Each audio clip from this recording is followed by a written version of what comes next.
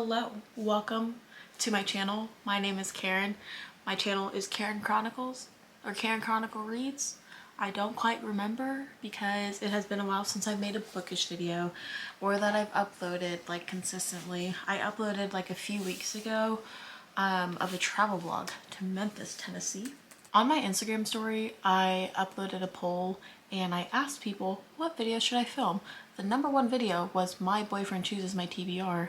However, that's a hard video to film, so I will be filming that when I get the chance this weekend when I see Brandon. But right now, I have the opportunity to film and upload a May TBR. If you are part of the book community, if you follow certain people, you will know that the month of May is the Asian Readathon. This is a readathon hosted by Cindy over at Read with Cindy and a bunch of other people, I believe, but there are different categories or challenges. Essentially, the whole goal is for you to read Asian books throughout the month of May because it is Asian and Pacific Islander Heritage Month. I am going to share the books that I would ideally love to read during the Asian Readathon, but I also have some other books that I would like to read just during the month of May, and it's a very ambitious TBR for someone that hasn't been reading more than a book a month. I became a Kindle girly. So right now I don't have any of these books in person except for Babbel, which is nowhere to be found. It's somewhere in my room. My room is messy. First is Babbel by R.F. Kuang. So literally everyone I have talked to about this book have not been able to accurately convey what this book is about. My dear friend Rachel is letting me borrow this book, and I feel like I need to get it done before she graduates. So Rachel, this book is coming soon, hopefully. It is a long ass book though, but it takes place in the 1820s, and I'm just gonna read the synopsis for you because I don't really know what this book is about. 1828, Robin Swift, orphaned by cholera in Canton, is brought to London by the mysterious Professor Lovell. There he trains for years in Latin, ancient Greece, Chinese, all in preparation for the day he'll enroll in Oxford University prestigious Royal Institute of Translation known as Babbel.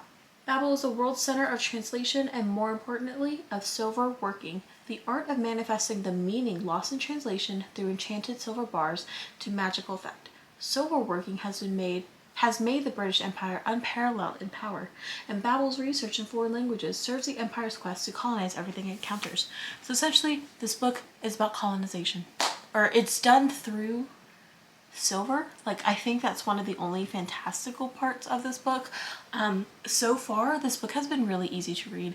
I don't know about you, I get very intimidated by long books and I automatically assume that it's hard to read, but Babbel is really not that difficult to consume, which I'm happy about.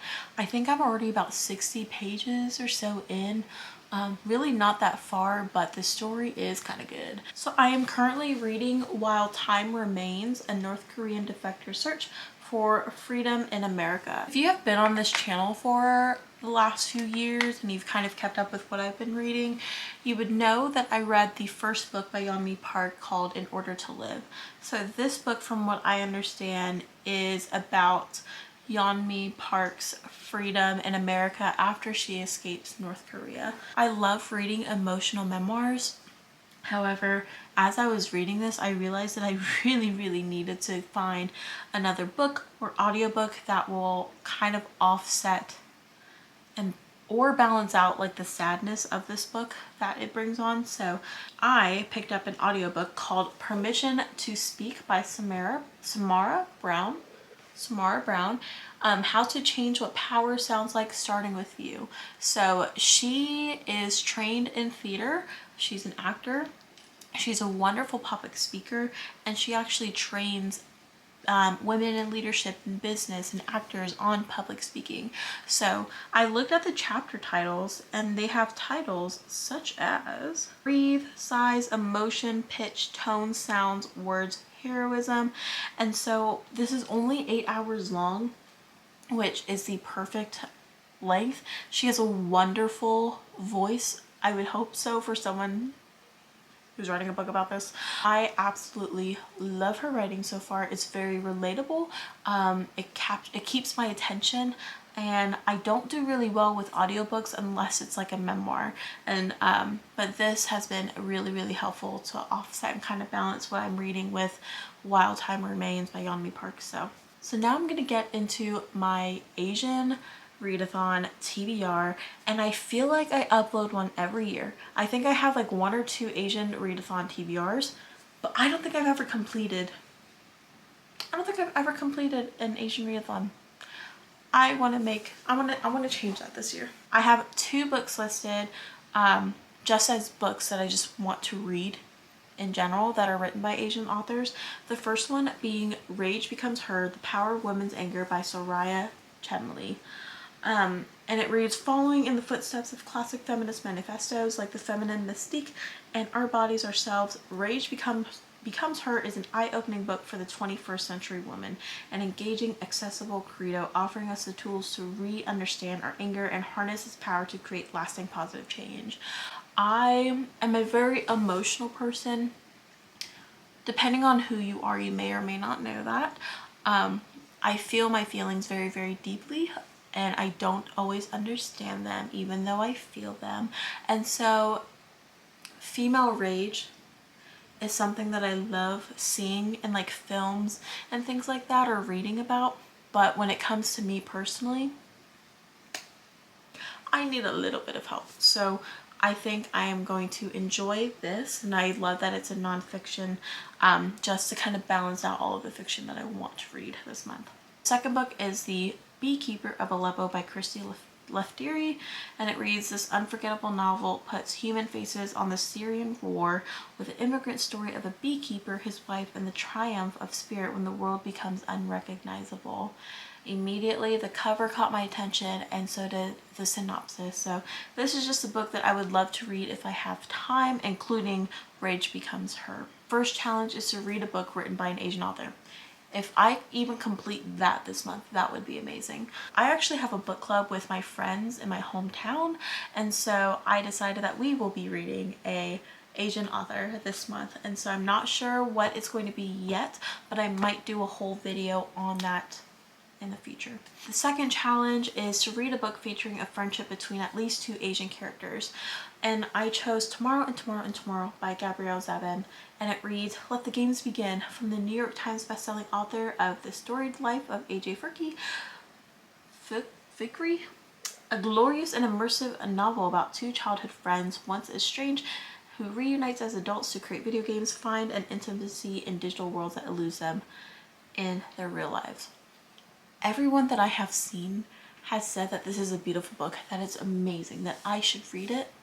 I have yet to read it, but I did receive it in the Book of the Month box months ago when it was a Book of the Month.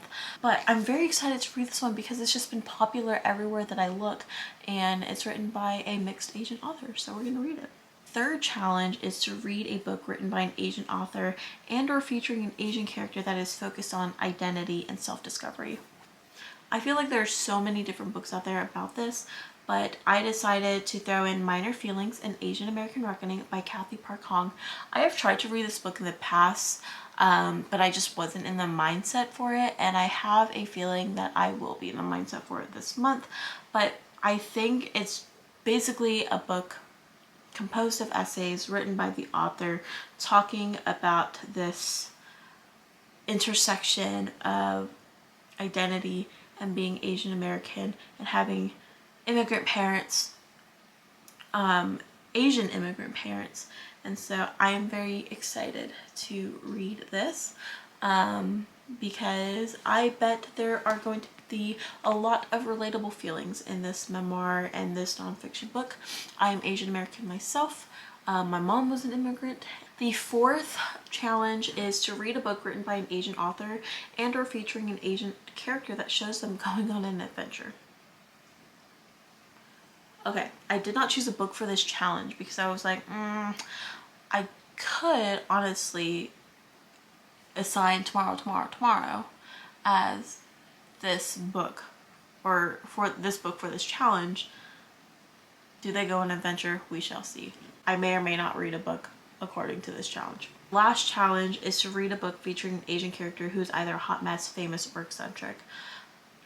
Crazy Rich Asians actually would have been a good one for this, but I've seen the movie and I love the movie so much I don't really need to read the book, you know? I'm one of those people.